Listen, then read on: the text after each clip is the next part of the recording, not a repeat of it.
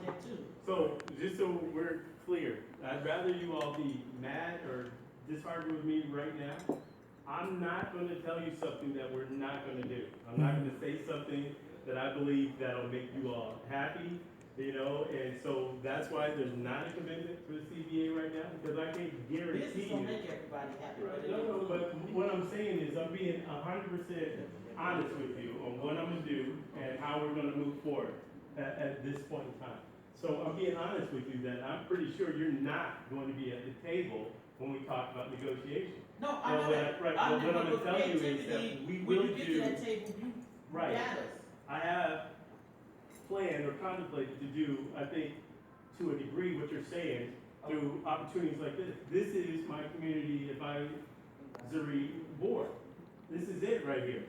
This is why I'm asking. And then when we do another one, I'm sure there'll be more people because you're like, look, this is where it is and what's going on. So as we go through the process, we will do this. So would it be public, you know, like when you have bidders conference and stuff like that? Would that be public open where we could come and just listen to what the developer? I don't know. If that happens? Right, I don't know. Okay. So I'm not gonna say yes, but I won't say no, but I So can don't. you think about it? That's what I'm just. Sure, yes. Okay. All right. I want to say, I want to, as ambassador for the sport of rowing, I'd like to let everyone know about not just rowing, but paddling and different activities in the water. One, it isn't like golf where you have to spend money to do it. I work with several rowing teams, one in Chicago called Chicago Training Center, which is a no-cost rowing program, which is competitive, which is a very, very good program. So that's one thing. There is no cost rowing in Chicago, and it works, and it will work here. The other thing is paddling. These are low cost. They seem like, oh, these are expensive things. These boats look so intimidating. They're made of carbon fiber. It's very, very approachable, and you can have people on the water tomorrow if you need it. It's low cost. It's not like people think. So there's a stereotype of East Coast stuffy, big boathouses. That world exists, but the majority of rowing is not like that. It's community oriented. It's low cost to no cost. And that's how the whole community is. So that's just hopefully give you some insight on the sport. Once it's finished, construction is a big part, but once it's finished, it just functions. So that's one positive that I wanted to share with everybody. So my concern is you saying you want to treat this as if this is like your advisory council for the community, but we had to come to you. Our community members can't get here. It's not accessible by public transportation. Like fortunately we drive or we can carpool and try to get people here. But it'd be beneficial if you really want community input is to have these discussions and come to the community. So it looks like you're trying to include them in those discussions. Like I said, coming here, even when we got here, we was like, where the heck are we supposed to go? There's 2 buildings. There were no signs saying like where to go. And like I said, someone had to come in and find where to go, and then we all kind of came in. That's not making the community feel welcome at all. That's fair. The reason, just so you know, I mean, this is my facility, I had to pay for anything, we had parking, so I get it. But if you were partnering No, with community I- people, I'm saying someone could have offered you space that you wouldn't. That's one thing we're good at. If we have space, we're gonna offer it to you, and we're not gonna charge you. So you would have had a place to have this in the community somewhere, whether it's in the 10th ward or somewhere else. If you had those connections with some of these community organizations, we would give you that space with parking and have a place that's accessible by public transportation. Because like I said, most people don't even, only the way they know Dodie is for the impound. They don't know anything south of the impound. Well, the lot. fact that the incinerator is Right, gone. right, that's what, right, because you can smell. But I'm like, that's. No, it's duly noted Yeah. about the meetings, that makes sense. And, the other part of it is we're right here on the footprint, but you're right, if we're gonna get community involvement, then that's fair, that's absolutely fair, that's fair. I don't want to belabor it, but I mean, my question was going to be, and then I wanted to go back to what the gentleman said. In terms of your true responsibility of what you were reaching out into the community, what parameters, what boundaries were you actually, physically reaching out to the community to say to come to these meetings? We posted it on our website, we put flyers up in and around the areas in the alderman's office and a couple of other folks, and then Was there a specific area that you targeted though, or did you do that in a block radius? no, we did it, just did around to try to, right. Okay, Because just want to go back to the low cost, no cost, and functionality. I mean, in well, I'm going to say in my mind. I don't want to speak for anybody else. In my mind, it's profitability. It's building and gaining profit. So the community does not have a vested interest because they won't profit from it and they don't see the profitability for them or the benefit. And so when, in my experience, is that an organization such as yours legally only has to go to a certain mileage in order to invite people in, but there are a number of neighborhoods that are impacted by this project. I hear what you're saying in terms of moving forward, but even with this particular project, but even if there's anything else that you envision, then is there a database that you've taken of these organizations that are represented here so that you can reach out even further to show that you are definitely a partner to the community? Because right now, functionality, low cost, all that, to me, it's still about what you profit or the developer, whomever, profits against the balance of what we benefit from as a community. Okay, I don't know about the profit against the community because I see those working in tandem right there. And again, it goes back to the economic impact that will be brought in. So those are benefits, intangible benefits. Well, let me interrupt you for 1 second. The economic benefit that the community might have is, let's say we're competing with the convention center on 22nd Street at McCormick Place that's building a humongous campus, right? And so if you are definitely bringing those kind of dollars to this community that will then spend dollars in our community, then yeah, that's the balance, that's the tandem. But no, right now it's right here.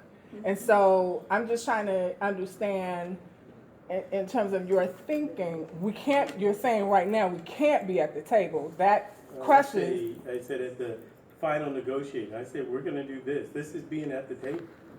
This is not with those people who are involved with making the dollars. Are the people who are making the dollars in this room? They may be, I don't know. Right now, we're at the first step. We haven't moved beyond. So this is the table. This is the first step. You're at the table. I'm asking you what should be in as we contemplate the next step to move forward and to ensure that we're have a tangible benefit to the community. You're literally at the table right now. So this tangible, is the first. Tangible would be to say there will be employment on construction site, employment after the project's done, and revenue dollars that are going into the community. That's tangible. That's tangible. And that's what I keep hearing you say, is that you can't promise those things. Yeah, I'm not going to sit up here. I'm not indicting you on the fact that you won't, because I understand that that's a verbal agreement, and somebody comes back and says, "Well, you said," just like I think somebody in the room said earlier, and you defended that quite well. There has to be, and I'm not even talking about a buy-in so much as a comfortability to support the project, because you need the community to support the project. Even dollars speak higher that you'll do whatever you want to do beyond that. You don't want an aggravation from the community. And so to help us feel comfortable, what can you commit to today? What I'm committing to today is what I've said over and over again, is we're going to continue to have meetings like this.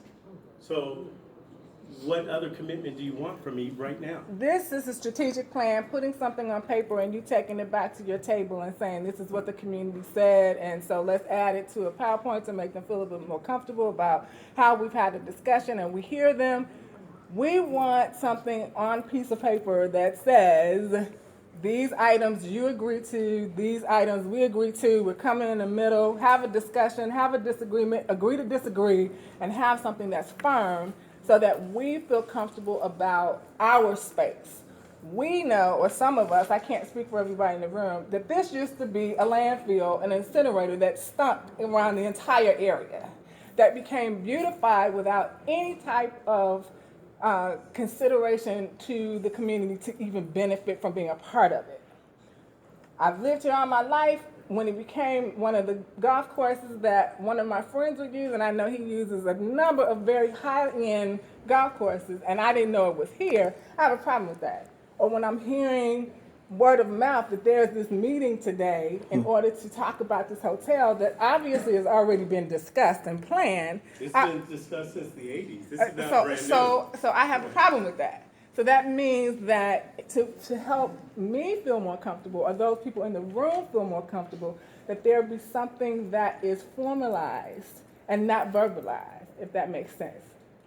What would you like me to do formally? Something beyond the paper and the PowerPoint. Definitely, at least if you can't say it today, what the timeline would be for getting closer to a consideration of a CBA.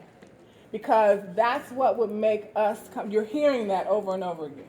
We do not want to be excluded. If we can't sit at the physical table, the CBA puts us at the table. Definitely puts us at the table.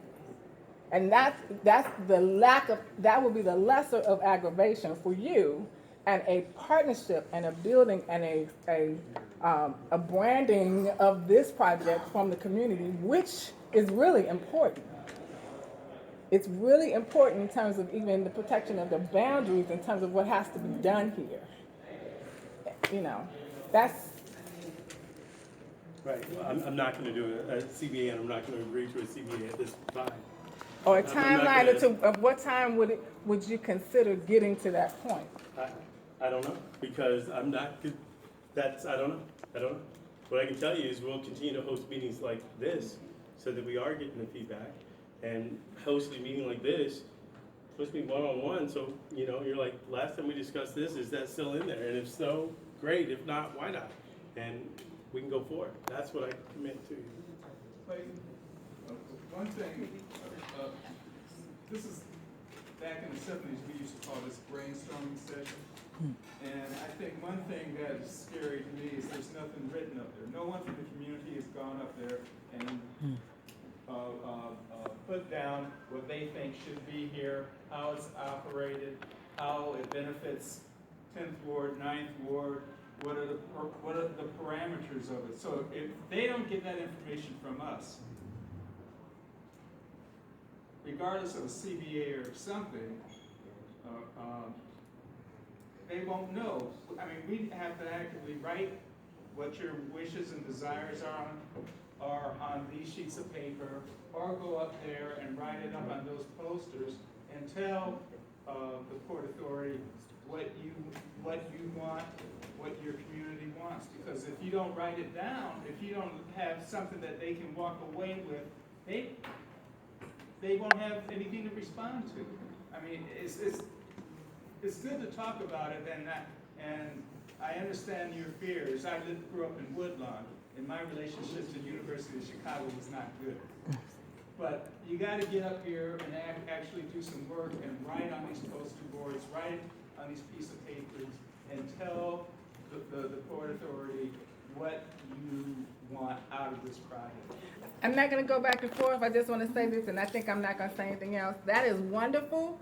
However, as I just stated, had I known more about the meetings, because I understand that there have been several prior to this one, then I would probably. Several meetings prior to this. Well, more than one. It's been more than this one, and There so. hasn't. This is the first meeting. And from what I've understand, it's been more than this one. And so my empathy to put something on a piece of paper, okay, great, I can do that later. But at the same time, I'd like to know, once I do that, because you need to hear the passion behind what it is about my community that I feel, and how you need to be a better partner with that. You hear that passion, then those words on that piece of paper will resonate when you go back and try to represent my community. Do you live in the community? I live in Washington. Okay, so that you don't live in my community. So those words on that paper, now you hear my voice, it resonates with the words that go on the piece of paper. Thank you. I appreciate you all coming out. We have the board right there. There's definitely the comment cards that I would appreciate you all filling out. And there's the sign-in sheet. You make sure that you put your name, number, and email. We'll make sure that you all get the direct blast when we do the next meeting. Thank you all.